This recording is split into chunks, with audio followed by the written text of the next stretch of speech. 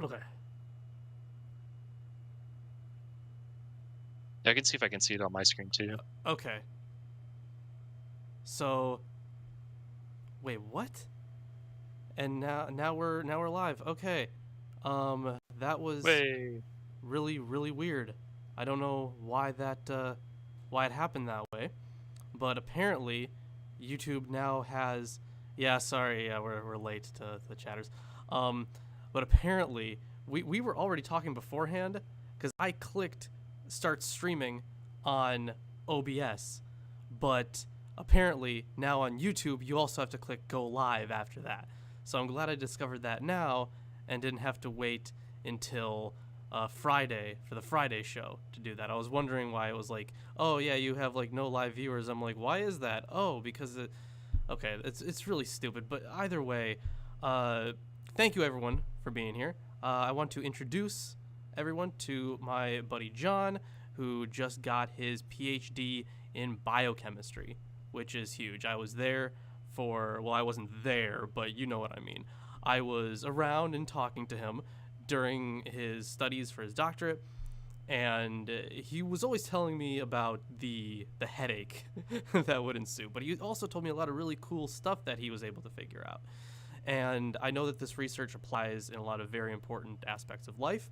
So I really wanted to talk to you about that stuff because, to my understanding, this is a very quickly developing field.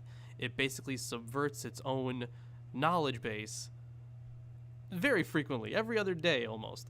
And the half life of knowledge for that field being so low, I wanted to get the scoop on it, get the deets, and other phrases that the kids these days use. So initially, before, I mean, we were talking about this before, but now that we're actually live because YouTube decided to, be a dick, I before love getting it. into the future of the field, I want to get into the past of it. And that means I want to know exactly what caused you to get into this field over others. Yeah. Um, so to rehash the last 5 minutes. Um, I knew pretty early on that I wanted to be a scientist. Um, even in lower school. So when you're little, you're like, oh, go work for NASA, or I'm gonna build probes to send to Mars and all this cool stuff. Um, but I would dress up. We would have like dress as a celebrity day. I would dress up like Albert Einstein, and I would get in. My parents would get me an astronaut costume from Party City, and I would show up as dressed as an astronaut and things like that. But as time kind of went on, when I got into high school, I started getting more interested in genetics, and that whole field, genetic medicine, was starting to, you know, that buzzword was starting to make the rounds. I got, if I remember right, I have to go look. The one of the heads of the Human Genome Project came and gave a talk at my school, and I got like my biology textbook signed by him. I just straight up don't remember his name, but like stuff like that, is really cool to me. And then so that was like, okay, well, up next is undergraduate. If I'm going to be a scientist, I need to do undergraduate. So I went to Wichita State University in Wichita, Kansas. Oops, sorry about that. Where I I started out, my research there in the lab of Dr. Mariah Beck. Her lab studies actin binding and bundling. So actin is an important biomolecule in muscle tissue. It's like what makes muscle tissue. And they study two proteins, pallidin and myopaladin, which if you have problems in your genome and your chromosomes with these two proteins, then it gives you're predisposed for cardiomyopathy. So learned how to like study proteins, make proteins in that lab, and that was cool. And then after that, I kind of screwed up my grad school applications after undergraduate. Didn't do a great job. I didn't get accepted anywhere, and got very lucky that the computational chemist of the department, Katie Mitchell Koch, Dr. Katie Mitchell Koch, um, she overheard me talking with one of my best friends, George, in class one day about like, oh yeah, the Minecraft server is broken. I was hosting a Minecraft server at the time, and is like, yeah, I accidentally screwed up the server, and so I gotta fix all this stuff. And she pulled me aside and she was like, hey, do you know about computers? And I was like, yeah, yeah, like I do coding as a hobby, and things like that. And she was like, so what are you going to do, after grad school or after undergraduate? And I was like, well, I'm going to pal around here for a bit, finish up my double major, because I was double majoring in biochemistry and chem and biology at that point. And she said, because I was like, I didn't really do well on my applications. And she goes, no, no, no, no, you're going to join my lab um, as the experimentalist for our computational group to verify our like simulations. And you're going to get a master's, and that's going to look way better on your transcript than a double major would. So I joined her lab. I did 3 years. There, I did. It was almost all computational chemistry. So quantum mechanical calculations of molecules to study their properties, and molecular dynamics to simulate protein motion in solution. And then I was joint between two professors. So Katie was my computational advisor, and then I was joint with a biochemistry advisor, Dr. Jim Ban, and he taught me biophysics. So how do you actually study a protein in the real world? Biomolecular NMR, which is the same technology that's in an MRI machine, but instead of looking at a human, you're looking at very tiny proteins and seeing how they move and things like that. Um, and so after I finished my master's, I was looking at, all right, well, where do I want to go? I was like, I want to do this. This is still pretty cool. So I want to keep going with this biomolecular NMR stuff that Jim had taught me. Thinking about how I could bring computational chemistry along for the ride. And so even in high school, I knew that I really wanted to go to University of Wisconsin, Madison. So UW Madison, really, really good school for biochemistry, biophysics, things like that. It was like number 2 in the nation, or it might have been number 1, and then Scripps, while I was there, beat it out to knocked it down to number 2. But Scripps is Scripps; they Yeah, cheat. when I was when I was initially in high school, and people were telling me about the fields that I could go into, they were always talking about how great the biology and chemistry departments were at UW Madison. So it was a lot of talk at that time. So I'm guessing they were number one at the time. Yeah, yeah. I mean, they're still like a powerhouse. They have one of the only 950 megahertz NMRs in the nation, which is like, it looks like a lunar lander module. Like, it looks insane. You have to like climb a big like spiral like staircase thing to get up to the top of it to put your tiny sample inside in this gigantic magnet. So like, yeah, and the education that I got there is like, world class.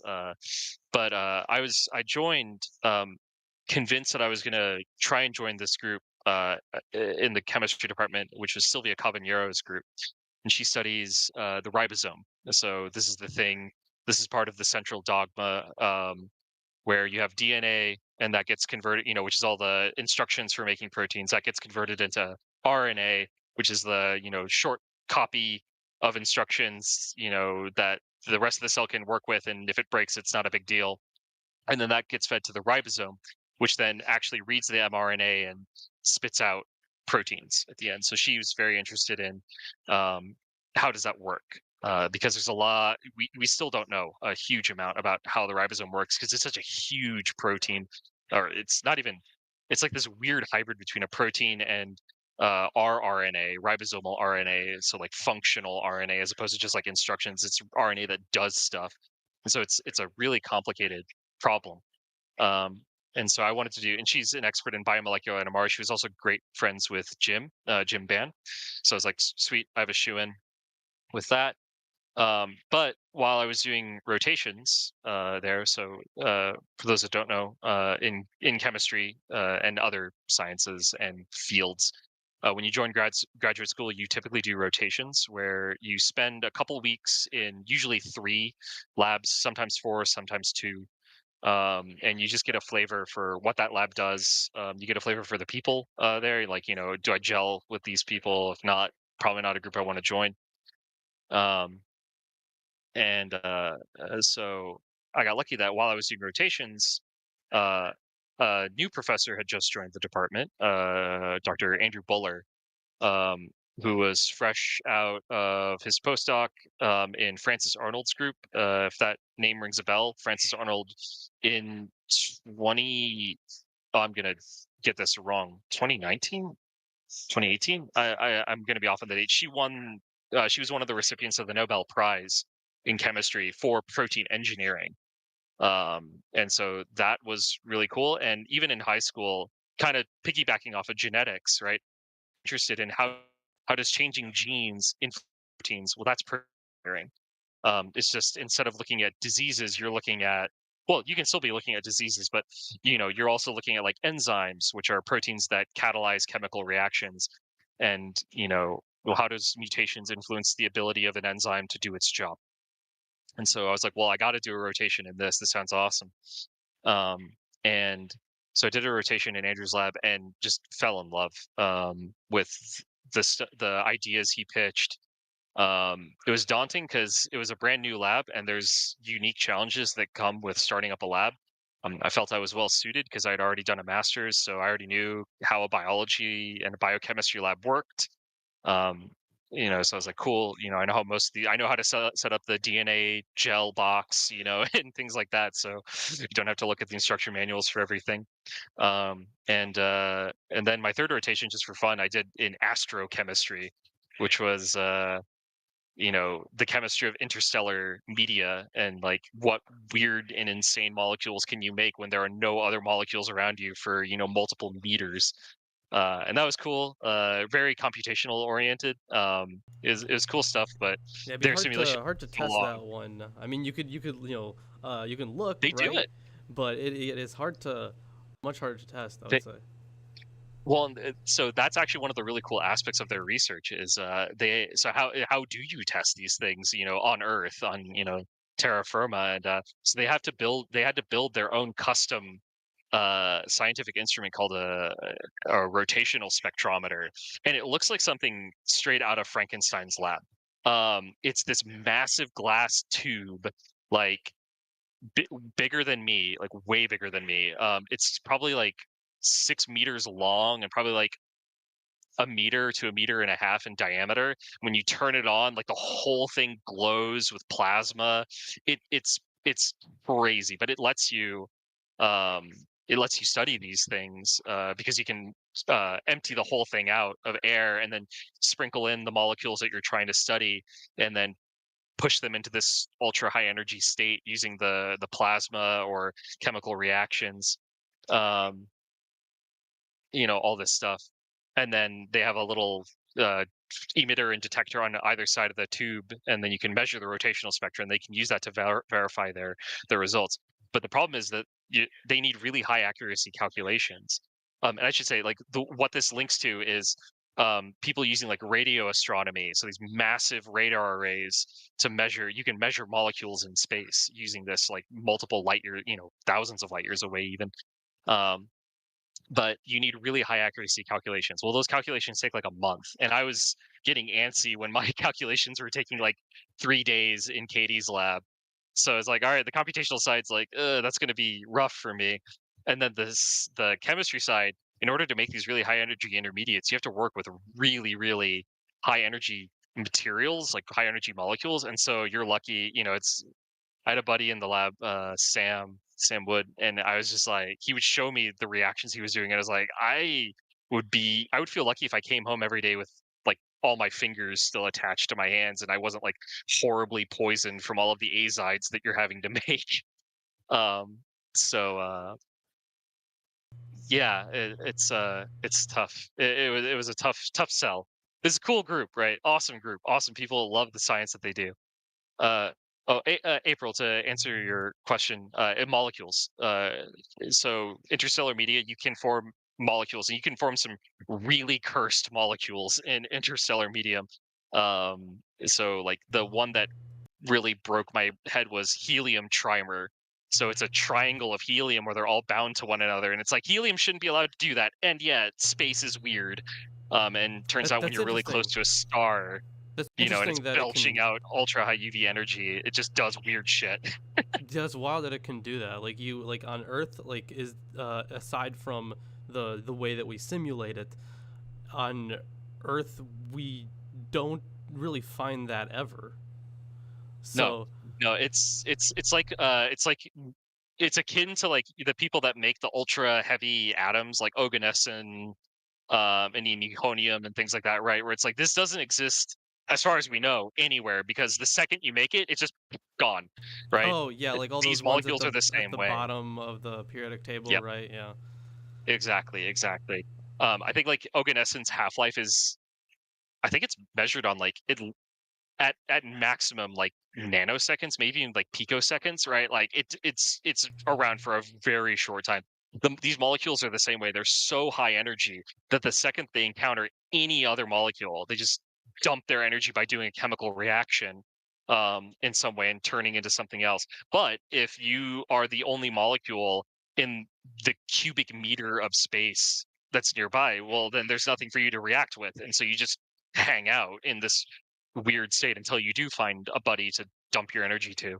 That's weird So because you would think that those bonds wouldn't form on their own, even yeah, in so it's space. just the high energy. Like, I mean, the space is filled with ludicrously high energy particles, like cosmic rays, ultra high energy UV light from very massive stars, um, right? And and so it's this like amazing molecule factory where you can just make the most, you know, mind blowing, like mind bending from a chemical perspective, like things where you're just like helium shouldn't be able to bind with anything, but I mean, for a really long time, we thought the same thing about xenon. Like, it's a noble gas, and we're like, xenon doesn't. It's a noble gas. It's not going to bind with anything. It has a complete octet.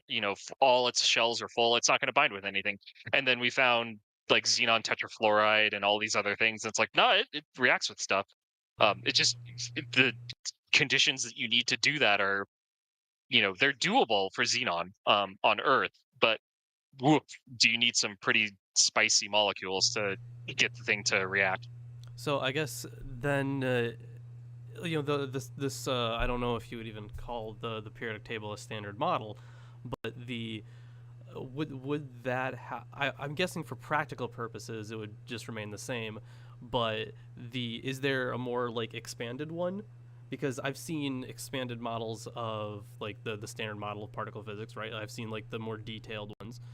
So is there? I'm guessing there is also what's the word I'm looking for? Like a parallel thing for the periodic table. Yeah, so we can simulate theoretical nuclei, um, and measure like what happens if I throw 150 protons and 148 neutrons into a nucleus, and the answer that you usually get is it's not stable in any way. Like it's so unstable that the amount of energy that you would need to make this thing would just blow the atoms apart, that are trying to come together to make this thing. And there are some limits, right, to the way that nature makes um, elements, new elements on the periodic table. These are called the R and the S process. So the rapid protonation process and the slow protonation process. And so, Because I and believe then once you, up until iron, right? That's the one that stars can make, and then everything else is made in supernova. yep, exactly. So iron is star ash. Once you get up to iron, the process of fusing iron with something else takes more energy than it lets out, and so that's why you end up with iron cores, the center of stars, at the end of the collapse. Then yeah, what if you need to go higher? You need to push the energy up further, supernova gets that for you. And that gets you only up to a certain point again. And then um, the space orcs, known as humans, showed up, and we were like, but what if we threw things harder at one another? And that's when you get into like particle colliders, or heavy atom colliders rather, where you use, it's a really specific isotope of calcium, and you throw them at heavy nuclei, and you hope that they glom together as opposed to blowing each other apart. And that's how you get into the man-made elements. And the heaviest one that we've made so far is oganesson, which is 118, I think. I don't usually look at that part of the periodic table. I'm more in the upper right corner. Right. Yeah. But but so beyond that, um, it's just, it gets harder and harder. But there's some cool research in that field where there's these hypothesized regions of atoms that, and they're called islands of stability, where people have theorized that, well, actually, if you can push, there's kind of like a right now we're at kind of the edge of our current um island, our archipelago, or whatever, our inlet of of the periodic table. And there's, it seems like, when you do all these simulations, like, wow, everything else past here is, depending on how many neutrons I put in or protons I put in, like everything past here is really unstable. Like it's going to be tough to make these, or even detect them if we make them, right? But it seems like maybe further out there are these little pockets where there might be atoms that would be reasonably stable. And by this we mean, like, again, like picoseconds to nanoseconds of hanging around. Um, and it's going to take, that's the realm of physics, right? Like we're past chemistry at that point when you're needing a particle accelerator to do your nuclear synthesis. But it's that's the closest thing I can think of in chemistry to a sort of extended, standard model.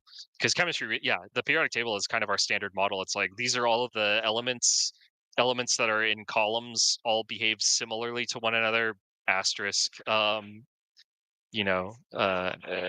things, and then there are trends as you go across the table. And so that really, yeah, that it really is our standard model. I think that's an apt comparison. Right. And I was a few months ago, I was watching a video about, I guess, the construction of the periodic table and kind of all the steps that it had to go through and all the ways that the elements were classified and the real mess that was. And honestly, the thing that we came up with also kind of looks like a mess.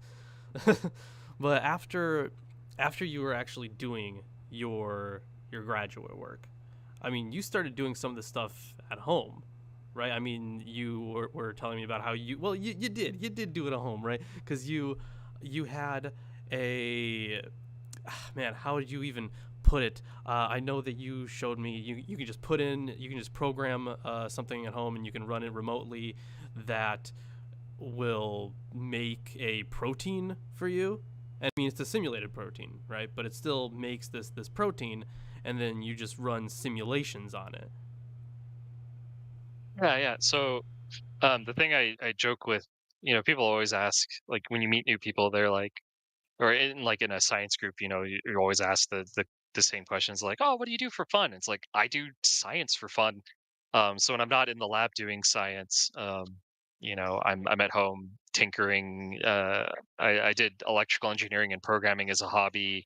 I have three 3D printers now, although one of them I don't plan on using anymore. It's like I upgraded one of them, and so like I'll go home and I'm really interested in like 3D printing microfluidic devices, because I think that's really cool. It's a really cool application of 3D printing that I thought people were sleeping on, but I'm starting to see papers about it. So I'm glad that people are working on it. Um, but yeah, computation has really, really been a surprising part of my research, and I have no formal programming training other than like two classes I took in high school that were taught by the football coach. Which like he was a good programmer, but like he was very like he was not a computer science major. Um, But yeah, and so I would just like write programs. In my master's, I wrote a program to try and calculate the um, electric field inside of proteins because I had some ideas on how the electric field could influence the NMR data that we were collecting. Um, and that was just like a pet project that I started, and then I just came to Katie after I think I was working on it for like 4 months, and I was like, "So I've done this. I don't know if it's useful," and it turned into like one third of my thesis, um, which is which is good. Um, Yeah, you were working, but and hopefully I sound better now. Apparently I'm kind of yeah, quiet, and I trimmed the gain here, so hopefully that's a little bit better. I can't really do much more, honestly, on my side. So hopefully this is fine. But uh, yeah, your thesis, right? You were working on that thing for I guess as long as I have actually known you. There was a point in time where we would just kind of cross paths at the hookah bar, and that was about it. We didn't really talk much, but at least when we started talking, you were always talking about your thesis and how long that was taking and all the hurdles you had to go through and how many portions you had to restart. So what was the I guess first of all, what was your thesis topic, and what was the impetus for choosing that? yeah. So yeah, the thesis writing is always fun. It's you've been working for 5 years, you've passed all these exams, but they still want you to write. I forget how big I think my thesis wound up being like 150 pages or something like that. It's like a 100 plus page document on like I promise I didn't sit on my hands for 5 years, sort of thing. Uh, so and I did an ill-advised thing where I started my doctorate before I had actually defended my master's thesis. So when we first met, when I first moved to Wisconsin, I was working on my master's thesis, and then I had like a brief period where I was just working on, you know, my research, and then yeah, then my PhD thesis rolled around. So my PhD thesis was on protein engineering, and so in particular, um, it. So I studied a protein called USTD, which is a very unfortunate name for a protein, but it is what it is. It comes from eusiloxin biosynthesis, so that's where the UST comes from, and it's the fourth protein in the gene cluster for eusiloxin biosynthesis. So it's the Dth protein. So USTD, and so I did protein engineering on it. So I took the gene from nature, I added some mutations to it, and found um, new new versions of the protein that did the chemical reaction that the protein did better. Um, and that had some computational stuff in it too, which is kind of cool. We did linear regression modeling on the protein. So this is machine learning, but with like multiple training wheels attached um, to accelerate the protein engineering process. So that was fun. And then the second part of my thesis was on studying a different protein called tryptophan decarboxylase. So this takes tryptophan and tryptophan analogs and makes tryptamines out of them. And so people are going to be like, "What the hell are those?" Some Yeah, yeah, common I ones, agree with the people. Yeah, what the hell are those? yeah, yeah, yeah. So some common ones that people might know, tryptamine analogs are serotonin and melatonin. So neurotransmitters, important for mood and general well-being and sleep. Outside of human Well, it's still technically within human physiology, but beyond those two, if you've mixed in certain circles, you may have heard of dimethyltryptamine or DMT. So this is one of the most like potent hallucinogens that we're aware of, um, and things like that. So we wanted to.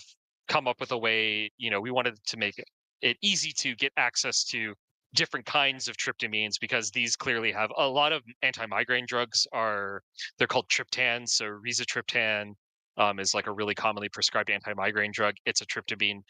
So they have clear, medicinal applications. We wanted to find some enzymes that could make these that could accept weird tryptophans and decarboxylate them, because we already had a way to make weird tryptophans. This was Andrew's postdoctoral research in Francis's lab. He uh, he he engineered an enzyme trip B that could take indole and serine. So indoles are really easy molecules to make, and so there's tons of them commercially available for dirt cheap.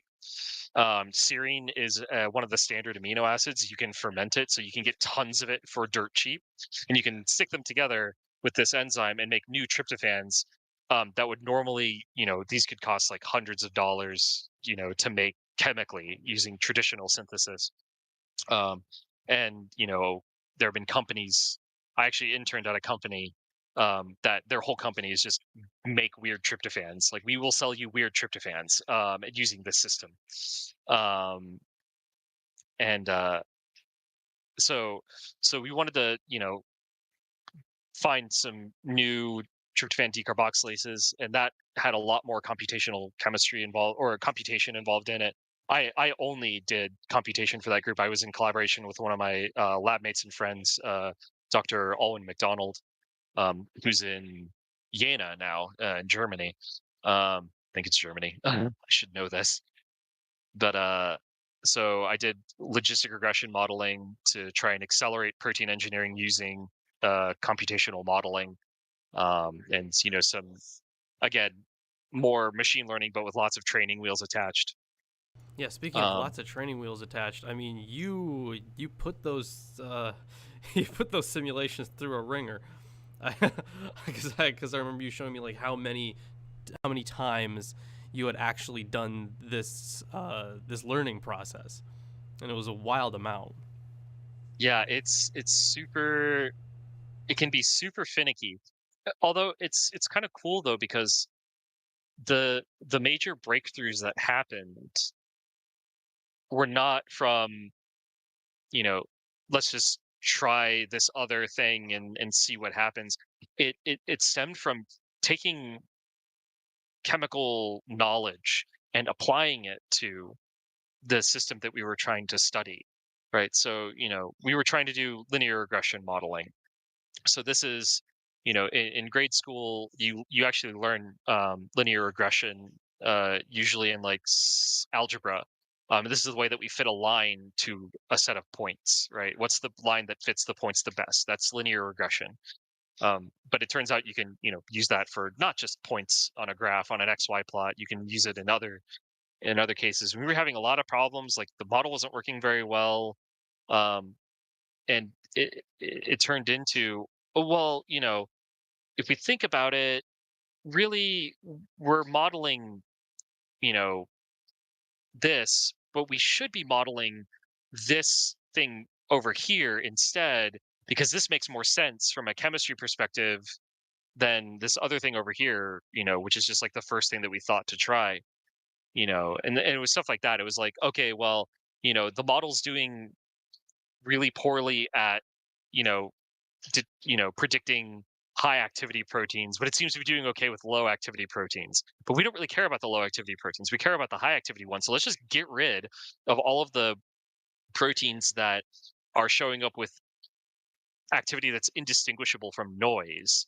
right? Let's just get rid of all these things, because, like, maybe the protein doesn't fold, or maybe that well was just bad when we ran it, like the detector screwed up and gave a false negative, right? Let's just get rid of all of that, and suddenly the model works really well, right?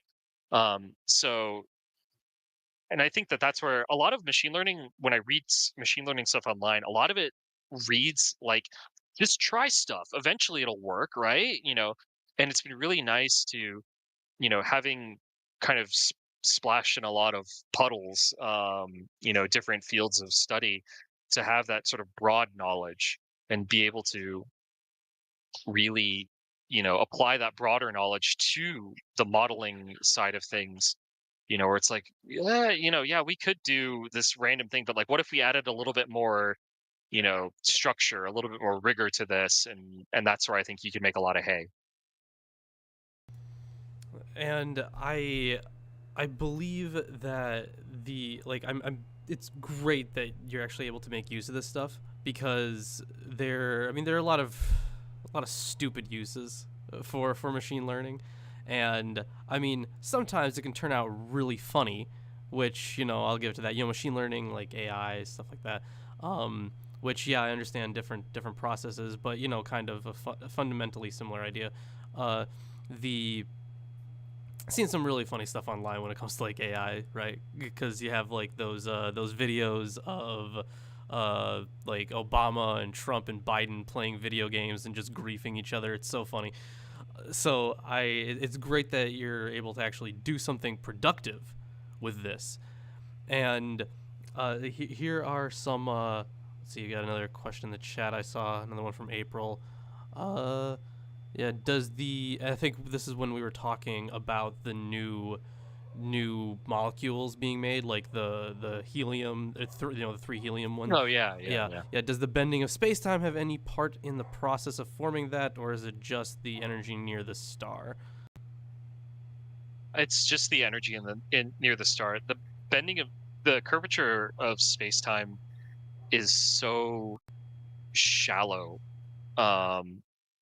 when you get far away from stars that it has, as far as we know, it has very little influence on chemistry, if any. Yeah, that would you It's expect more near, like closer to black holes and stuff like that. That's where it's like yeah, really yeah, like you could start getting some weird stuff at like really tiny black holes, because that's actually one of the like really counterintuitive things. You would think that like the biggest black holes, like oh, I forget, yeah, TON, and then it's got three numbers afterwards. I don't remember. There's that, and there's like Phoenix A is like the new big daddy, where they've had to make like a ton had its own classification of ultra. These are yeah, ultra massive black holes, because you have like black holes, which you get when a star collapses, and then you have supermassive black holes, which you find at the center of galaxies. Then you have ultra massive black holes, where it's like, whoa, like these are at the center of quasars, and they start pushing the limits of like cosmology, of like, this shouldn't have been able to form this fast, like what the hell. And right. now we've got a couple like even higher tier, I think they're called like stupendously large black holes. I mean, yeah, when you're talking Like about like the early universe, like everything is just so, like, it hasn't like really calmed down yet. It's so chaotic, and everything is, at least compared to now, so incredibly hot. So yeah, I guess it's not a shocker we find those in the early universe. Also, thank you to well, Eric for renewing the membership. 7 months, huge. Soon he's gonna get a. Is that a golden calf you have there, Eric? Looks like it is. No, that's still a bronze calf. No, don't worry. One day you'll get yourself almost there, a silver calf, and then we're gonna get you a golden calf. Uh, almost there. yeah. So I remember you telling me this story, and this was something you were excited about. This is something that Chris was. He's the producer. Chris was very excited about this too. They were. It seemed from the article title and from all of the preliminary reports about it that they were able to essentially make energy far more available. And I forget. I think it was a superconductor, right? That they had invented a superconductor that you could have for cheap, like in your home, basically. Yeah, LK99. Yeah, and how did so you told me about this, and kind of how you looked back onto the paper. So yeah, how did that turn out? Because I don't think it turned out well. Yeah, yeah, yeah. It's an interesting like case study slash. It actually taught me a lot, um, because I'm a scientist, right? I'm not a physicist, and that or a material scientist, which is what you really need to know to read those papers and things like that. Um, But I'm a scientist. I consider myself scientifically literate. I know how to read literature. Um, and I mean, when the paper came out on the archive, so this is a preprint server. So preprint servers are servers where you can publish your paper before it has been peer reviewed. So this kind of lets you plant your flag and say, like, we are working on this, like, so if you were working on it too, you better publish fast because we're getting really close to publishing. And it helps with the scooping process. That is one of the annoying parts about working, in science as a career. So yeah, I saw the post on Reddit, if I remember right, that like this preprint had come out about a room temperature superconductor, which is like, I mean, I think it's, you know, it's not too much to say that it is the holy grail of material science for that field. Um, a room temperature superconductor would be revolutionary, akin to like the discovery of fire, because it would completely revolutionize infrastructure, right? You could now transport electricity with almost no losses.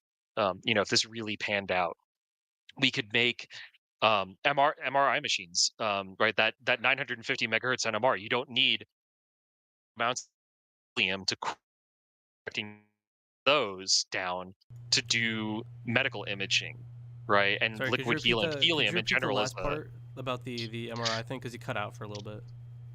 Oh yeah, so you wouldn't need MRI machines and a lot of medical equipment. You need liquid helium to cool different parts of it down because they have superconducting magnets inside of them, but they only work at extremely cold temperatures. Well, you wouldn't need that anymore. And liquid helium, one, is really hard to get a hold of. It's a byproduct from natural gas refinement, and two, it's a non-renewable resource. We only get it from the radioactive decay of atoms like uranium. And if it gets out and it floats all the way to the top of the upper atmosphere, and then the solar winds blows it away, and so we lose it. So there's a finite amount of, well, finite. It's slowly being replenished, but on our time scale, there's a finite amount of liquid helium. And so if we could get a superconductor that didn't require this, right? Well, that's I mean, one, that's money. That person, that's an instant Nobel Prize for that group. Like that person, no question. They you get a Nobel Prize and fame and fortune abound. And so yeah, they came out with this publication. And the thing that struck me about the publication was that it was so easy to make this. When you look at their materials and methods, I think I joked with you about this when the paper came out that I was thinking about trying to make this in my apartment. Yeah, and It was that easy. you're exactly the kind of person who would actually do that too. Yeah, there was somebody, I don't remember their name. They Twitch streamed them making LK99, trying to make it and reproduce it. Um, and so I was all on the hype train for that. Again, being somebody who is scientifically literate, I just got so swept up in the hype about it. But then, a week later, people started really taking people in the field started really taking a look at this paper, and they're like, some of this data doesn't gel with what you actually want to be reporting. So for instance, like, one of the properties about a superconductor, and where it kind of gets its namesake, is that superconductors have no resistivity. So they have no resistance to electric current. And so that's why you can transport energy with no losses. Um, and they looked at the graph where they measured the resistivity, and they're like, the scale bar on the resistance axis is so huge that you can't tell the difference between if this thing has zero resistivity or if it has the same resistivity as copper. Like, you can't tell the difference between these because the scale bar is way too big, that everything, that region that you need to care about is scrunched down to basically nothing, within the error of the printer. And and and then they were like, but it floats, and it's like, yeah, but paramagnetic stuff also floats, is affected by a magnetic field, right? Copper does this too, right? All of this stuff. Oh, is that the And then thing that more, happens where you have like a copper tube, and then I forget what material you put inside it, but like you kind of throw it down, but the thing is, if it's just straight up and down, it'll act like it's being, resisted, right? Because it's creating yeah. an electromagnetic field. Is that the same thing? Yep, yep, it's similar. Yeah, it's you make eddy currents inside of the copper, and the eddy currents push back against the magnet falling through the copper tube. But like, yeah, so like this stuff is known, right? Like, and people, and then the big thing was, it's like, okay, well, one lab did it, now other labs have to do it. And this turned into just uh science kerfuffle where certain labs were showing that it's just paramagnetic.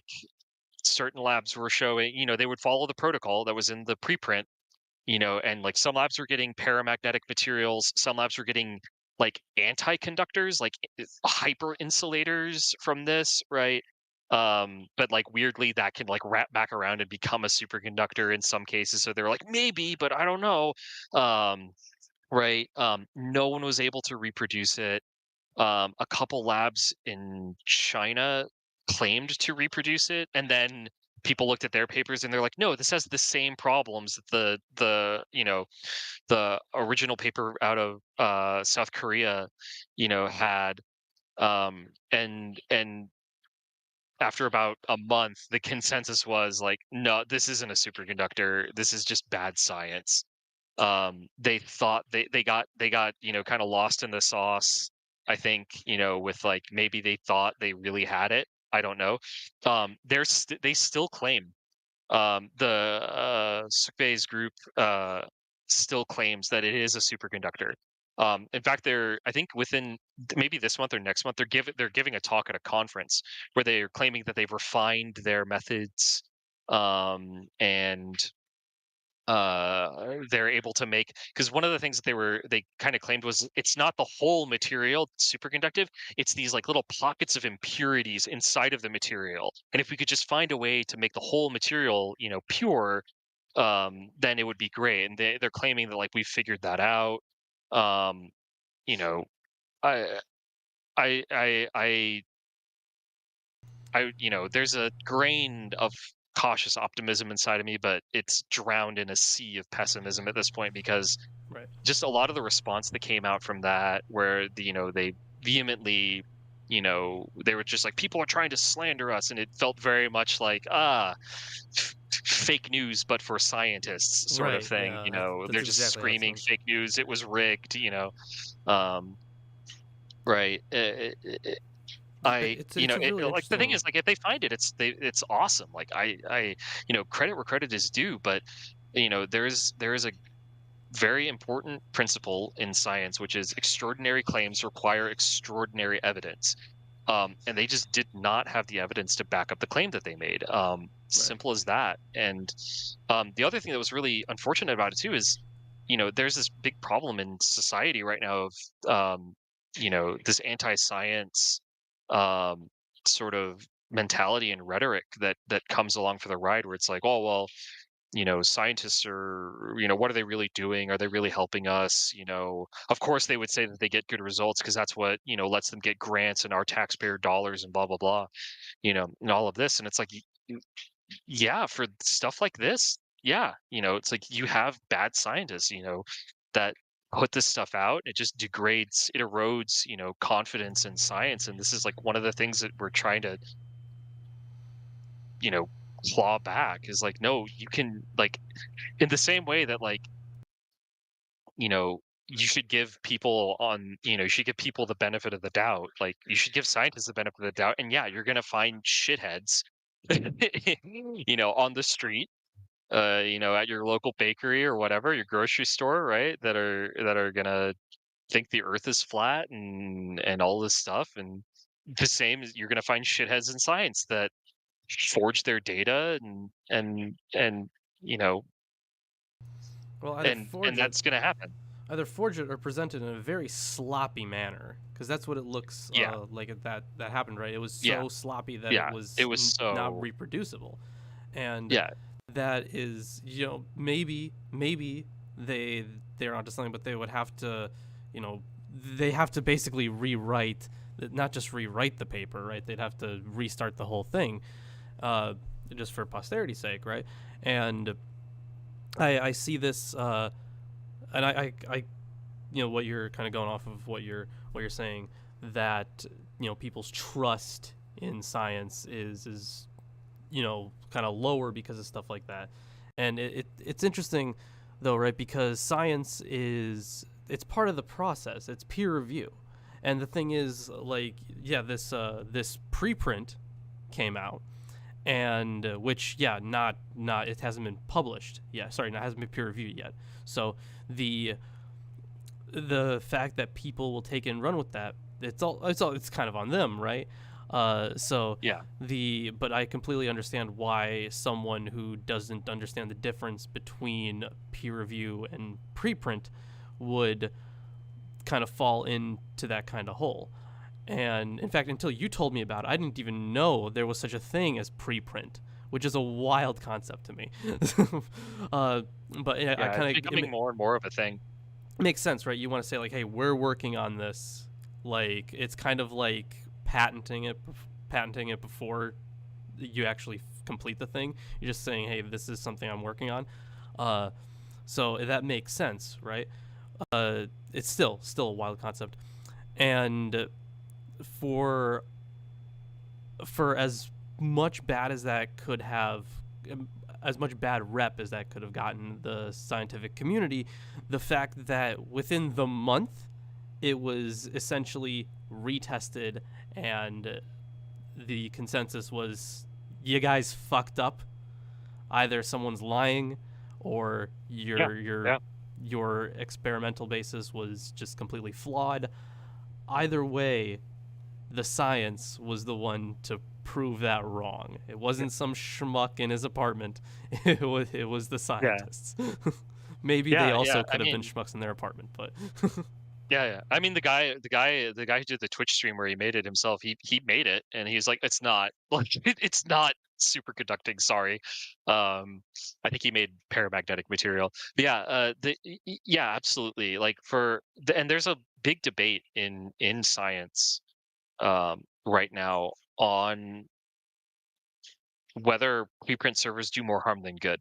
Um, I think the general consensus is they do more good than harm. Um, and you're gonna have stuff like this happen.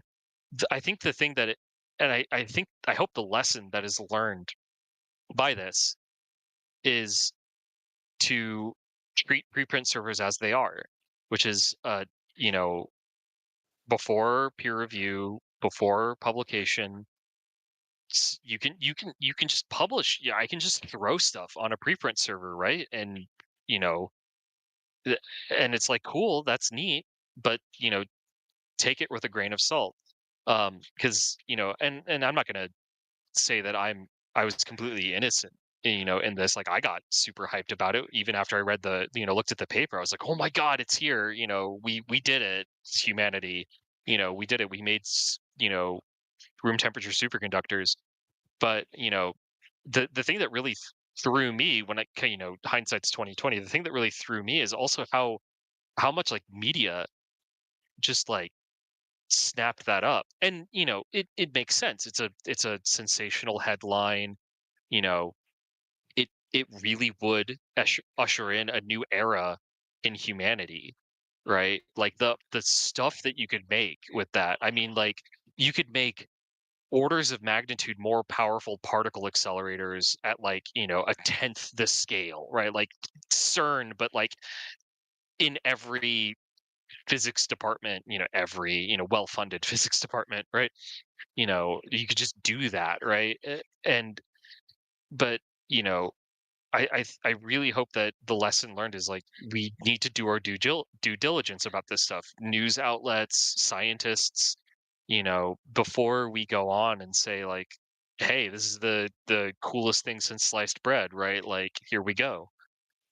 But yeah, but it was interesting. This was the first time I really saw sort of a peer review by, I want to say committee, but it's almost like peer review by community, right? Where, you know, 15 or 17 labs around the world all immediately, because like it's such a huge thing, right? It's like you want to make sure that this is real. And so everyone just dropped what they were doing. It was like, we have to make this. Um, and yeah, thankfully within the month, it was just like, well, and I think part of that is because it was so easy to make, right? It was just like take some sulfur, take some copper. You had to make a copper phosphorus or copper phosphine salt, which is the one like tricky part, I think. But like, and then it was just like cook it in an oven, like a furnace, right? But like cook it in an oven. You didn't need any like ultra high pressures or anything like that. So it was like pretty standard kit for like this type of lab. Um, but the You know, thing that worries me is, when something that's like really, you read the materials and method section, you're like, oh my God, this is a nightmare to make. It's like, who's going to do that? I don't know. right, Maybe for right. something as big of a claim as room temperature superconductors, yeah, people would still drop stuff to do it. But for True. more mundane things, it's like, who's going to do this? And I think that, I mean, you can correct me if I'm wrong, but I don't remember seeing much from the media correcting that sort of thing. So there might be still quite a few people who think like, yeah, we have it, and science just isn't. We're just not implementing it because we're all being, bullshitted by the government or some shit like that. I don't know. Uh, so I think that Yeah, that's something that the media does so poorly, that they yeah, don't redact things that they reported on improperly or too soon, yeah, and it's I don't know if I would say it's necessarily, I wouldn't say it caused the dumbing down of society, but it certainly hasn't helped it. Uh, and the other thing is, I don't know. I think people have always just generally been stupid, but there are select few people that actually try to to learn things. But and then there are other people who, even if they don't know much about much, they won't. They're reasonable people. They won't go out of their way to bullshit others about yeah, things they don't know much about. Uh, yeah, which I yeah. kind of feel like The is the boat that a lot of people are in. Yeah, the with the on the topic of the news outlets, yeah, I didn't really see much. And I think a lot of that is because the sensational headline is scientist discovers room temperature superconductivity. This will revolutionize everything. Like your laptops will now have room temperature superconductors in them, and your battery will now last, you know, 2 weeks or something insane like that, right? The sensational headline is not person lied, right? Liars are a dime a dozen. And so when there was a little bit, because it was such a high profile, um, I think the BBC I saw, they put out, an article being like, scientists discredited for falsifying, um, you know, claim on room temperature superconductivity. But, that doesn't get you clicks. And so that's one of the frustrating, dichotomies of the way that the news cycle works and the way that, I think, society kind of works. Is just like you want to see the flashy thing, but it's sometimes you really have to just like dig through the muck. Be like, well, actually, not so much. Yeah, Um, that I but feel like just that's to how a just lot to of fields are, honestly. Like there's yeah, so much bullshit surrounding it, and you have to do a lot of digging. And this is yeah, something I was thinking about the other day. Like it takes so much more effort to, I guess, to debunk bad, whether it be bad science or bad scholarship in my case, than it does to make the bullshit claim. So, and I know it's that some people the use that as a debate tactic, right? It's called the Gish Gallop. yeah. So I'm about to say, I was like, it's the Gish Gallop, but in science. Yeah. yeah, Yeah, it's frustrating. Thankfully, the peer review process does weed a lot of that out. I have peer reviewed papers. Thankfully, Andrew let grad students peer review publications with him to get experience. I've peer reviewed papers that I was like, wow, this is just schlock. This is chemistry chaff, and I don't know why they think this is like this isn't extrapolable, this isn't impactful. Like I don't know why they think this is publishable. Right. Yeah. Um, I mean, and you know, speaking of that, I believe, I don't know if you want to call him your boss or what you want to call him, but uh, I believe that for the whole superconductor thing, you were tasked with, or maybe not tasked with, but invited to something akin to that, writing a at least part of a publication that kind of debunked that stuff, or was that something no, that else? wasn't. Yeah, that's too far outside of my field. I wouldn't. I can because I do. Again, I splash in a lot of pools. I do know some like physics, some theoretical physics, and electrical engineering and things like that. I when I went back, when I saw that like people were saying like, "Hey, this doesn't really add up." When I went back and I looked more rigorously at the paper, I was like, "Yeah, actually, like you know, this isn't that great." I mean, there were things that like you don't need a science background to like or like a heavy science background in like material science to like look at and be like that plot is weird. Like that's not they're making they're extrapolating pretty far out from this plot. But I do seem to yeah. remember that there was something you were invited to. There was some big paper that came out that you were that you had some part in. You peer reviewed it, you tested it, and you were like, this is bullshit. And I think you had something to write or some experimenting to do to debunk that. Now I forget what it was. Maybe I'm just like Yeah. mixing memories here, but I do Yeah. remember I that there haven't was something like that. yeah, so I haven't encountered a paper yet where I've felt the need to go into the lab and like try and reproduce what they did. One of the one of the problems with the field that I'm in and the kind of papers that I get, sent to peer review is they're usually working with proteins. And so if I want to test their methods, right? Then I need to order the gene for the protein. That's like $300.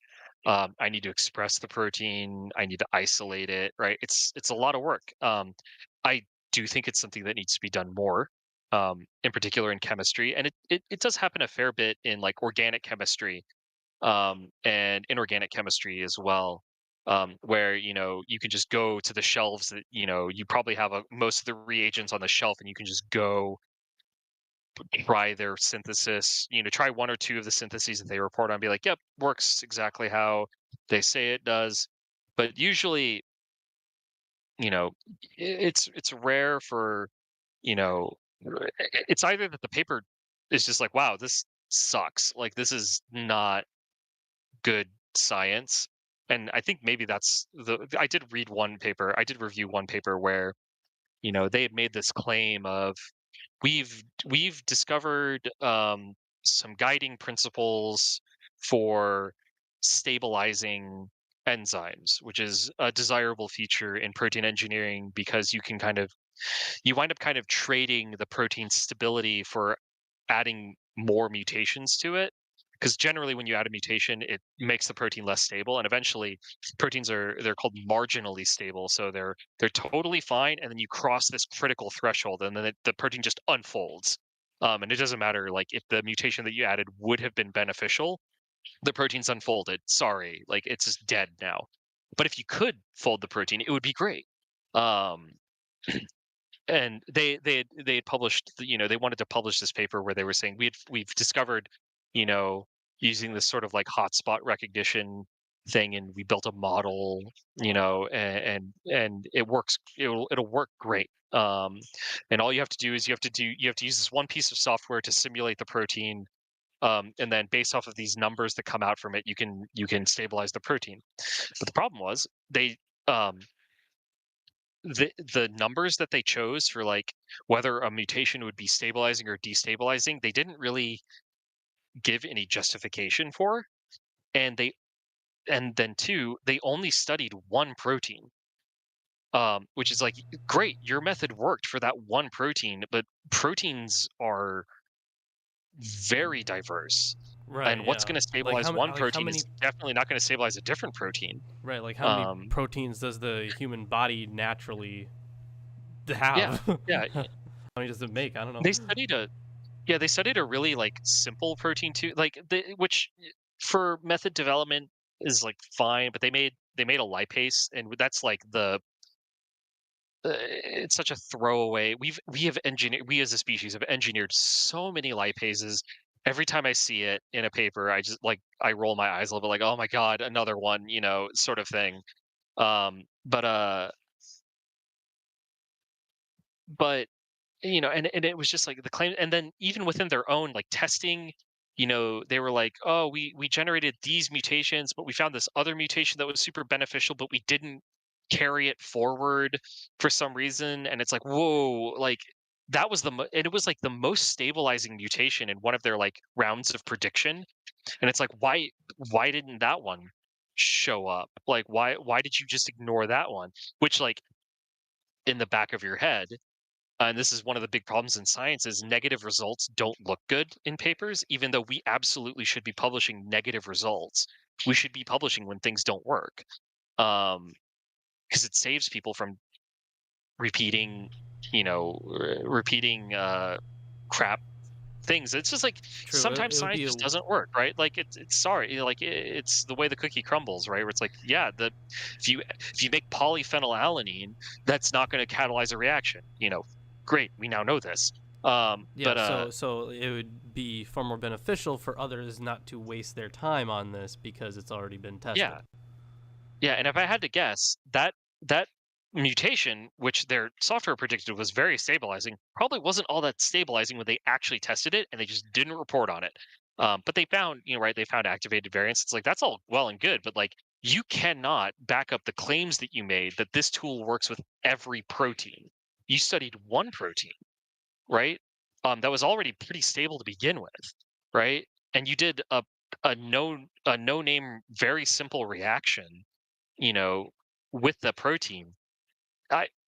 Like, yeah, and it was really frustrating. And they were trying to publish in like a pretty high tier journal, and it's just like, no, sorry, it did it. I I found out that it did eventually get published. It's out there. So despite my best efforts to be like, nope, this isn't right. Um, it still got published. But much smaller journal, much lower tier journal.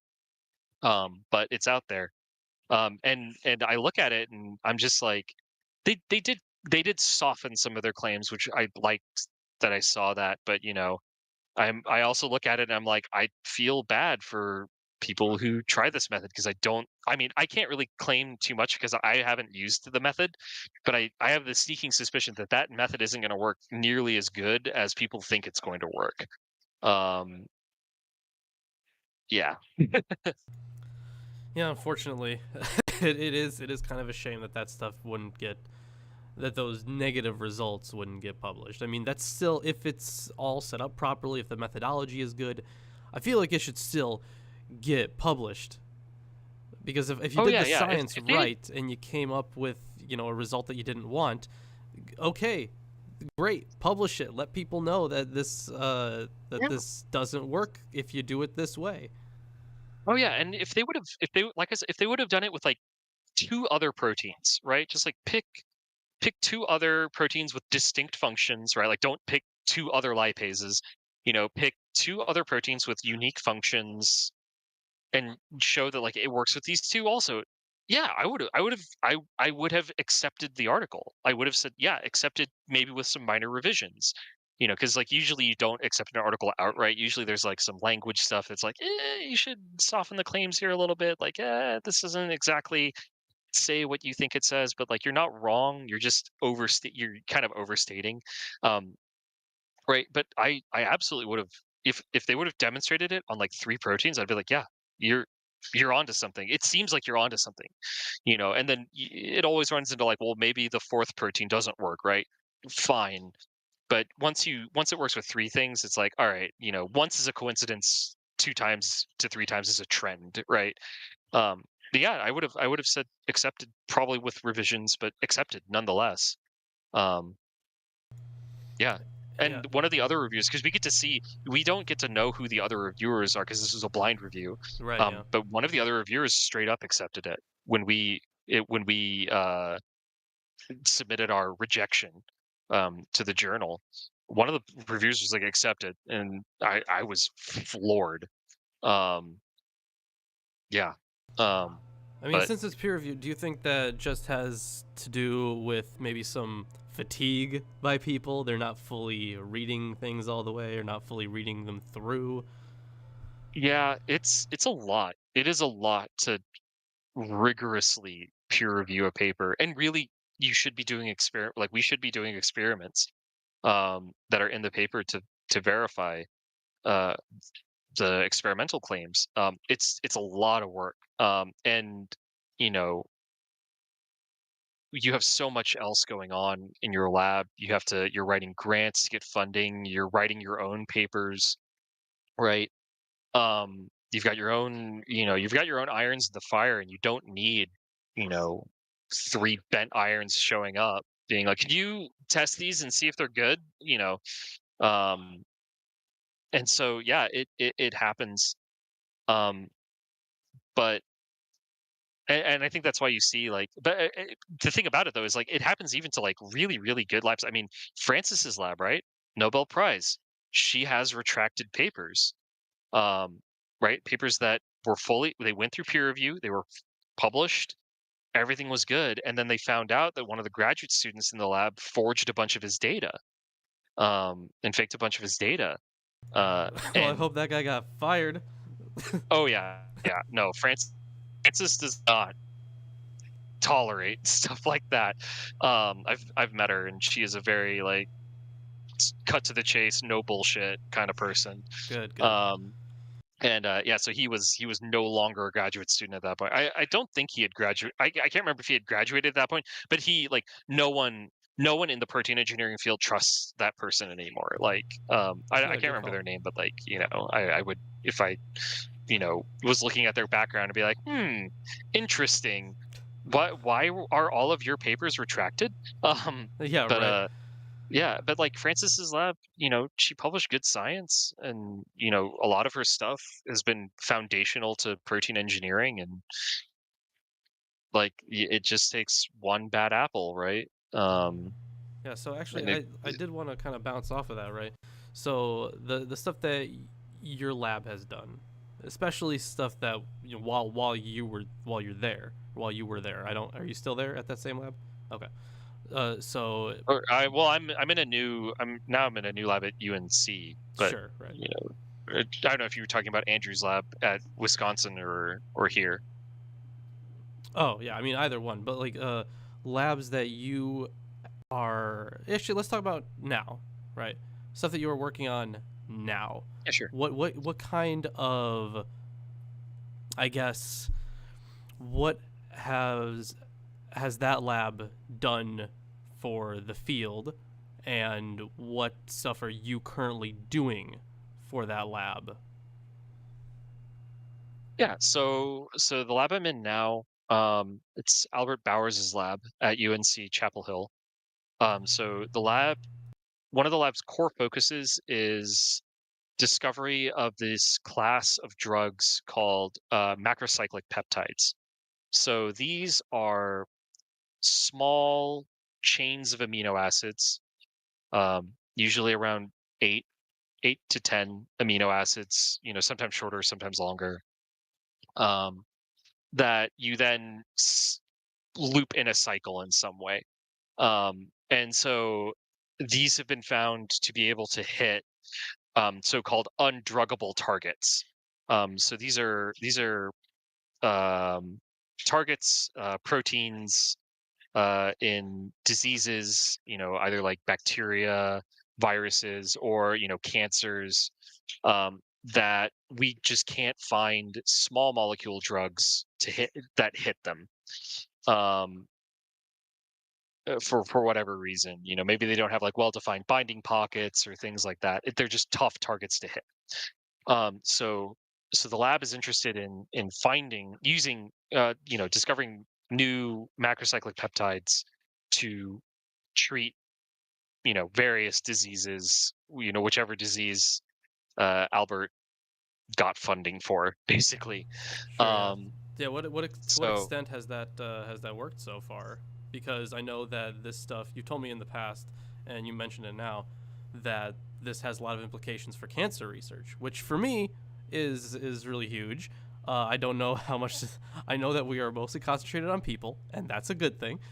But yeah, in June, my cat died of cancer. So if there was a way to not have that happen to future cats like that or future people, we should really be concentrating on people. I'm still kind of really sad about that. So sorry, yeah, yeah. but So it within Albert's lab itself, they have found some new candidates for a couple different treatments. So there's like one of the papers that got me interested in the lab was using enzymes to do the cyclization. So taking the peptide, putting a cycle inside of it to make it into this rigid 3D structure. They were using enzymes to do it. So I was like, oh, I know how to use enzymes. Sweet. That fits well, for doing future studies and using my skill set that I have. And it was for they found a couple hits for the protein is called MAGE4, which I think is like melanoma. It's either melanoma or it's lung cancer. I can't remember, like small cell lung cancer. Um, and one of the things about it is just because you found a hit doesn't mean it's the optimal drug. It might have other problems because we when we do these studies, we're not working with live cells. We're working with they're called pull down assays. So basically, you take the target protein, you somehow remove it from its cellular environment, and then you attach it to um, these magnetic beads. And then when your drug binds to the thing, to the target, you can use a magnet to pull the beads down and then pull all of the stuff that didn't bind off. Wash all of the stuff that didn't bind off, and then they use a cool technique called mRNA display, which actually attaches the D or the well, it becomes DNA. It attaches the instructions for making that peptide to the drug, and so you can use um, so you can almost like like Trojan horse its way in. yeah, so so once you find the binder, then you can amplify all of the sequences of the instructions for making all the peptides, and then use modern sequencing techniques to find like these are all of the things that bound really tightly to your target of interest. And then the question is like, all right, well, is that actually going to work when we put this in a cell? That's the next step after our lab. So that a different lab that's much more like pharmacokinetic and pharmacy based, would then go on to do the rigorous studies. Although we do collaborations, I think Albert's done a couple like mouse studies for a couple things that have looked extremely promising, in the selection phase. And it's like, whoa, we should because every time that you move to the next step, it's like an order of magnitude more money. So you really have to start writing grants at that point. I mean, for a mouse study, you're gonna have to write a grant for just the mouse study alone, um, nothing else. And uh, so I know I think he's had a couple that have gotten to that stage. And there are new drugs that are coming out that are macrocyclic peptides. I'm early enough in the lab that I don't have the insight to, because once it starts approaching that phase, that's when things like non-disclosure agreements start becoming more and more important. And like we can't talk about this to other people. Like, so I can't really talk about, you know, the targets that we're looking at in our lab, because Sure. there's agreements that like if we find a hit, then X drug company will then take that hit and try and develop a drug out of it. Right. Um, Yeah. Classified. It's classified information. yeah, yeah, yeah, exactly. But like, I can talk about what's been published.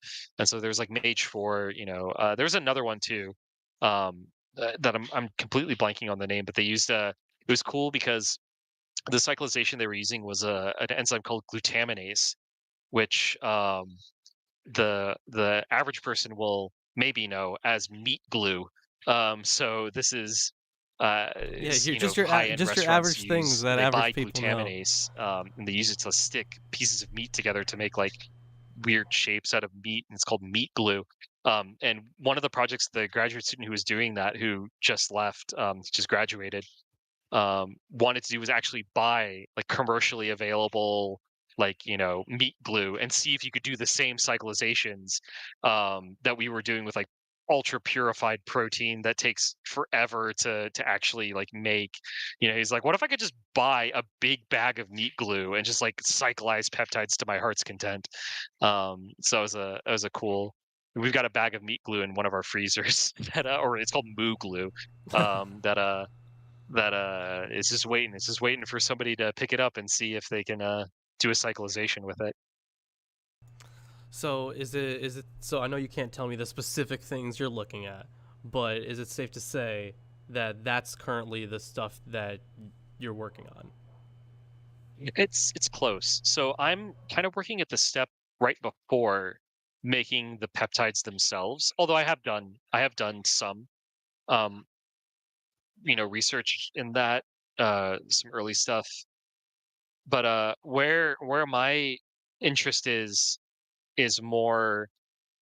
So macrocyclic peptides, we usually work with the standard 20 amino acids that make up most of biology. So these make up all of the proteins in your body, all the digestive enzymes, things like that. And we do this because there's already the machinery there, from nature to make peptides with the 20 standard amino acids. But what if I want to put a new amino acid in? What if I come up with a new amino acid? And this is the research that I did um, in Andrew's lab. The enzymes that we studied were really focused on making new amino acids, new to nature amino acids, and these are found all over the place in natural products. So like vincristine and vinblastine, which are chemotherapeutic agents from Madagascar periwinkle. Um, these have non-standard amino acids in them that the plant makes, um, and then incorporates into this weird molecule that it uses for like chemical warfare to like kill bacteria off, but it also happens to kill cancer. So awesome. Um, but so I'm interested in putting weird amino acids into protein. So in Andrew's lab in my PhD, I learned how to make weird amino acids using enzymes. And then in this lab, what I really want my research to focus on is putting weird amino acids into macrocyclic peptide therapeutics. Because by putting weird amino acids in, you can make some really, really cool cyclizations that nature doesn't know how to break down.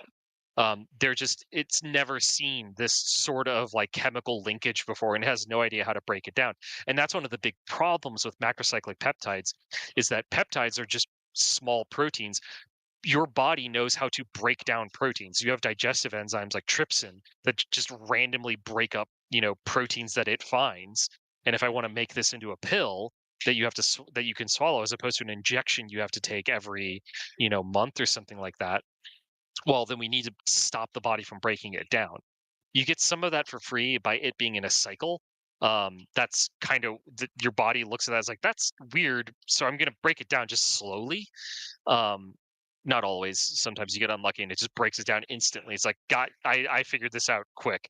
Um, but once you start putting weird amino acids in, that's when you start really getting beyond where nature and your body knows how to deal with this drug and break it down. And so now you need to administer far less of this drug for it to be effective, right? And so that eases cost. That usually lowers side effects. It's a win-win. So I'm interested in building tools to incorporate weird amino acids into peptides, and then if I get lucky and have my own lab someday, it's like was it 30%? I think 30% of PhDs who then go on to pursue an academic career get an academic career. So I gotta roll Hey, you know what? that Those number. it's not like those chances are that small. So, I mean, Yeah, but it's 30%, still, that's like, not comfortable. right. Yeah, You that's know, fair. but if I get lucky to get my own lab, then I wanna put weird amino acids into proteins, and I wanna see if you can make weird amino acids do, I wanna see if you can, make weird amino acids do weird chemistry. Uh-oh. So, uh, so That's with the stuff that you are currently working on, I am hopeful. I mean, I've known you for a while, so I know you're top class, top G right here. Except not top G really, because that's Andrew Tate associated, and that guy sucks. But you're a top guy, so I know that you will easily, if you want to, get your own lab and have your own career there. I no, just believe me, all right? We'll see, we'll Believe me. see. I'm gonna try my best. No, I'm sure you got it. So with with the stuff that you are currently working on, I'm very hopeful for it. And the stuff that you are going to do in the future, I mean, would this be the same kind of thing that you're always going to be doing, or do you have other aspirations in this field, other projects that you want to hit? Yeah, I mean, so there's different things that, I'm interested in, the big thing, the overarching thing is put weird amino acids into proteins. I think that there's a lot of cool stuff that you can do. There's already been some of that done, where people have made enzymes that have reactive centers that nature has no way to currently access. Right. And so now you're putting a weird reactive center, you know, inside of a protein, and that opens doors to all kinds of cool chemical reactions that you can do. Um, but and so I'm hopeful that that will, it's one of those things like you don't know until you try it, until you invest the however many thousands of dollars it's going to take to try that, right grants. But I think that there's, I'm not going into it completely willy nilly. I think there's a lot of like good literature precedents for it. I think it's got a lot of untapped potential. And if I can build some tools now that help Albert's lab out, that will then help me out down the road, then I think it's a good, Albert and I talked about it, right? I didn't just like start doing this project in the lab. We talked about it, and he was like, "Yeah, this would synergize super well with what we're doing, and it has broader impacts like across the field." So, like, yes, I know that you want to do this for you, but also like it is useful. I recognize that it is useful elsewhere. Um, Right, and you kind but of I, have you kind of I have a think there's knack for finding stuff like that, stuff that's useful elsewhere. I mean, stuff that you just I try experiment to, on at yeah. home, like just tinkering. You're like, oh, this could be used in other parts of Yeah. what I'm working on. Well, that's what I'm most interested in sitting. I don't like sitting in a field. I like sitting between fields. I think that's where the really cool science happens, and I got the flavor for that, when I was in Katie's lab, and I mean, all of my lab mates were hardcore computational chemists. They hadn't stepped foot in a lab, like a wet lab, in years. And I was, going up to the fourth floor. They were on the third floor. I would go up to the fourth floor where the biochemistry labs were, and I would do some chemistry and some enzymology, and then I would come back down and talk about what I had done. And it was really cool to see that the different insights that you get from people in very different fields. And then joining Andrew's lab, I learned a lot more about protein engineering. And again, I tried to sit between fields where I was doing protein engineering, but I was also learning like machine learning on the side, and we used these sort of modeling techniques to accelerate the protein engineering process. Now I'm in Albert's lab where, I'm learning about the pharmacy side of things, like what do I don't know what pharmacists and drug designers care about. I've never had to worry about that before. Now I'm learning about that. And I'm also doing a collaboration with Brian Kuhlman's group to uh, try and computationally design protein interfaces, which is like AlphaFold on steroids. which is AlphaFold is a way of predicting the structure of a protein from its sequence, which normally is like to get the structure of a protein is a huge pain. I know I had to do it for the protein I studied, and it took 2 years, I think. The crystal that grew that gave us the structure grew over COVID. So that Yes, was like the one like silver lining that came out of COVID for me is I got a really chonky crystal that like let us solve the structure of the protein. But it was a huge pain to get to that point. So AlphaFold was like revolutionary when it came out because it was like, oh my god, like we don't have to do this anymore. You just throw your sequence in and it takes like 10 minutes or something like that. And it's like, here's the structure of the protein, asterisk, probably, almost assuredly, but it's still a computational method. So, yeah. you What know, a silver you get lining that is. unpleasant surprises. Yeah. All right. So I think those are generally all the questions I had. It's great to know that there are people doing this, and it's good to know that you're doing this, and getting that fucking doctorate was a fucking pain in the ass. I'm not excited for when I have to inevitably do that.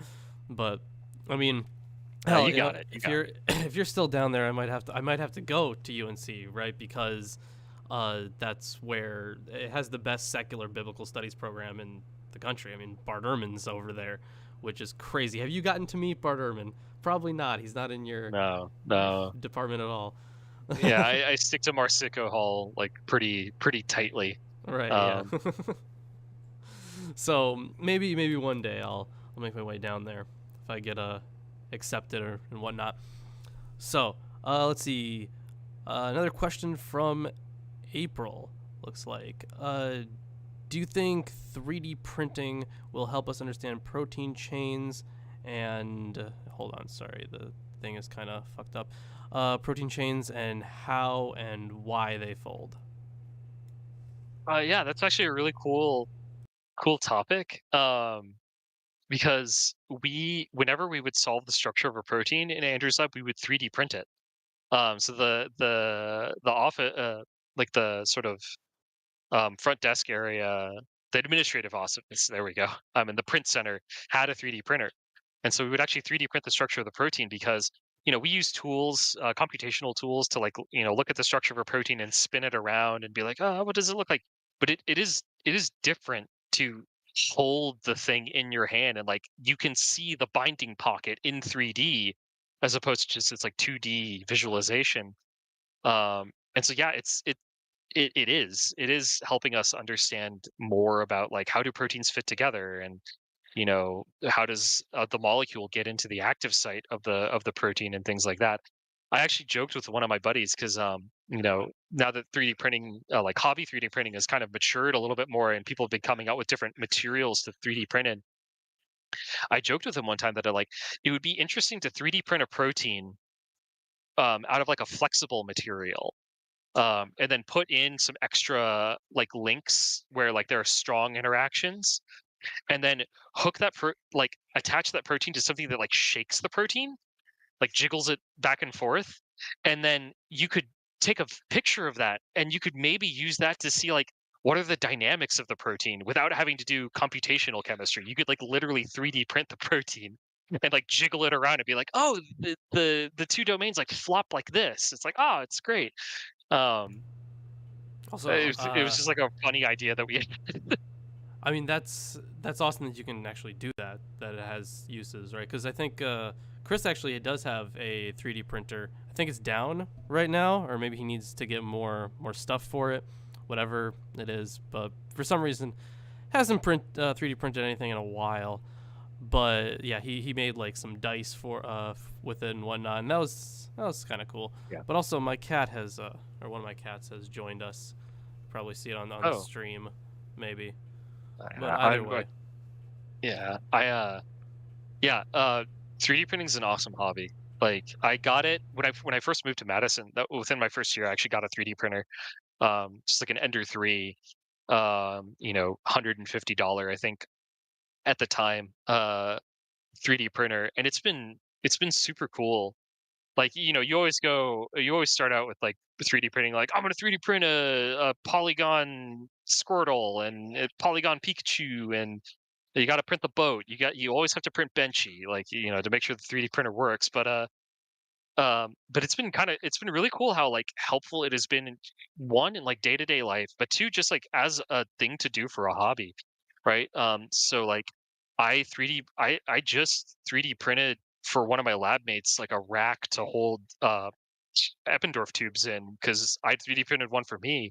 She was like, "Oh, that's so nice. It's so much better than the racks that we buy from Fisher Science for like $50." And I printed it with like $2 of PLA. You know, then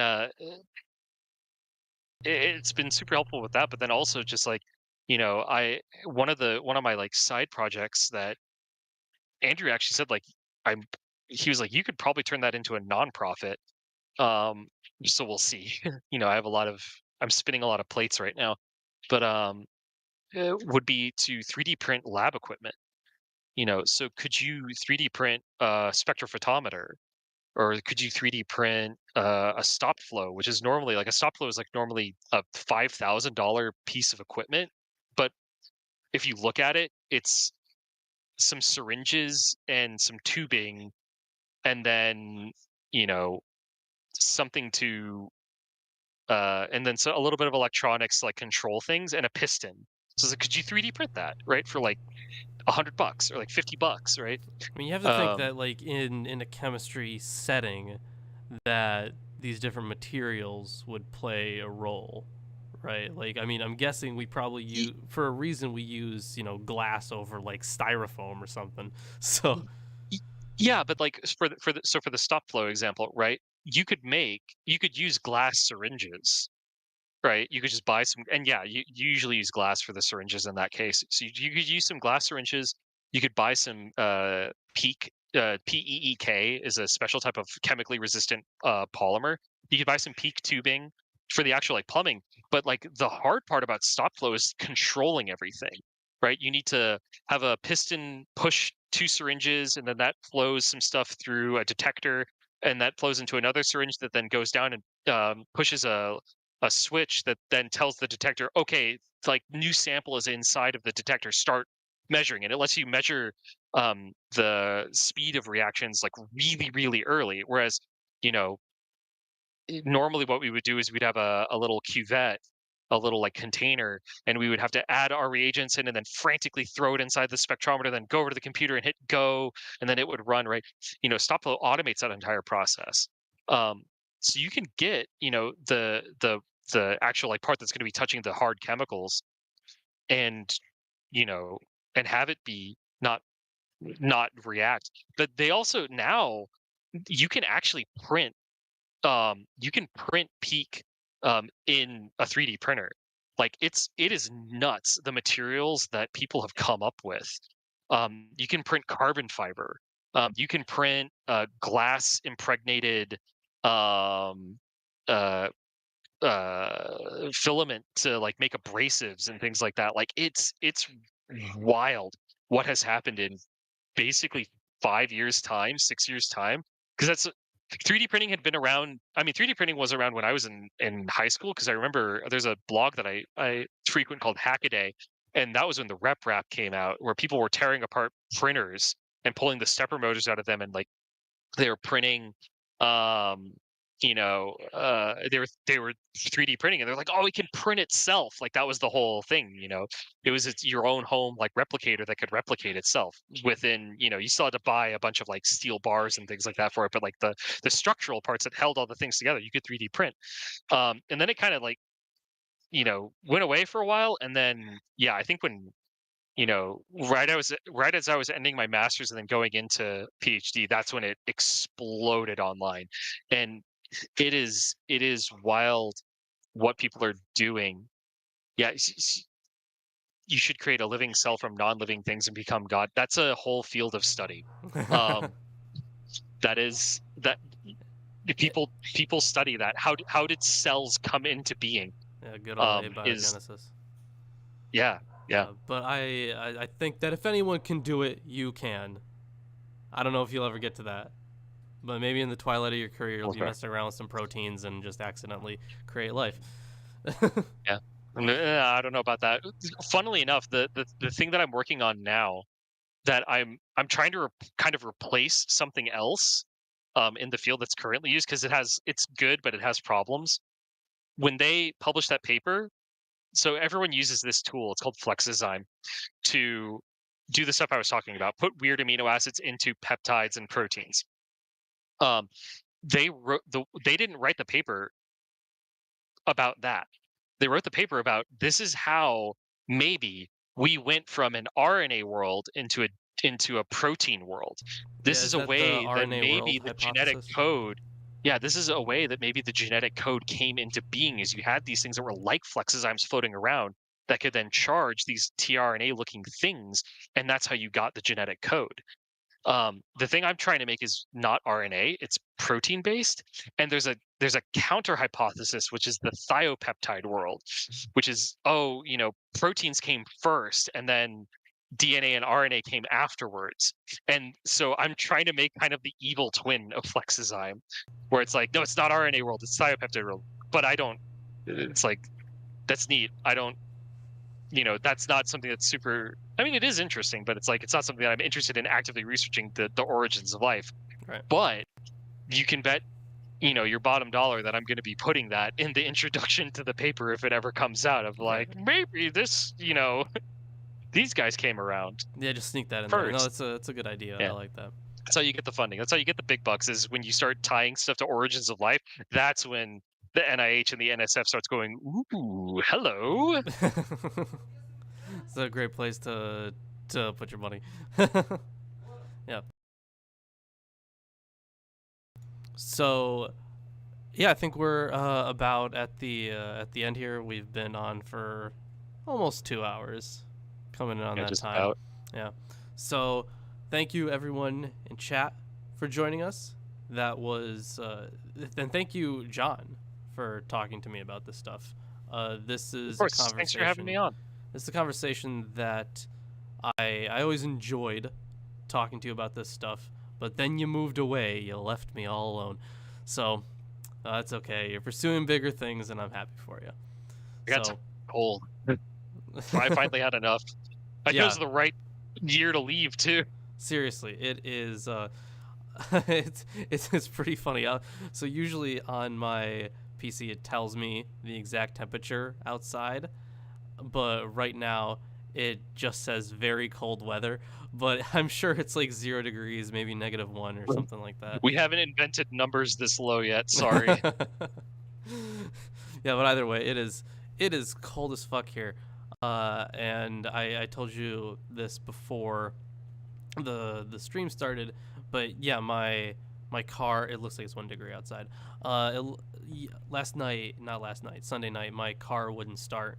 It was just very, very cold. I had trouble getting into the car. I had trouble opening it, and I also had trouble like even getting my key into the keyhole to start it into the fucking ignition. Yeah, I had to end up calling someone to help me with that, to at least jump the car, which was fine. I got the battery replaced. Bad time for a battery to die, but yeah, either way, I was able. Real quick, thank you, Ryan. Sorry, he said congrats and all that, so I wanted to thank him before he left. Absolutely. Might be 4 Kelvin here. That's quite low. Yeah. Hey, liquid helium. I think that's liquid helium. I think it's 4 Kelvin. Is it? That's funny. Either way, thank you everyone for joining us, and I will hopefully see everyone in the chat again on Friday. We're going to be continuing the Odes of Solomon, which, by the way, John, if you ever have time, you should catch up on some of that stuff, because in the Odes of Solomon, God has tits, and he is being milked by the Holy Spirit, and the Holy Spirit is pouring the God's titty milk into a cup of Jesus.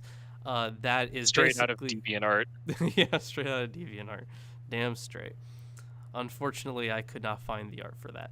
But I did ask the person that designs our t-shirts if she could do something like that, and she hasn't gotten back to me, and I don't blame her. So yeah, hey man, we're talking about dubious uses for AI. True. That's pretty dubious. So, yep, everyone, thanks for joining us, and I think I have to end stream in a different way now. So I will Yeah, see you I guys. was say Oh, go ahead. it. I was say just I wanted to also say thank you all for having me. Thank you, Lawrence, for having me on. It was great. Anytime you want me on, I'm happy to come on. And if anyone in chat has questions about science or anything like that, feel free to reach out and DM me on Discord or things like that. I'm always down to talk science and not science. Yeah, he loves this stuff, science and not science. So we'll see you guys later.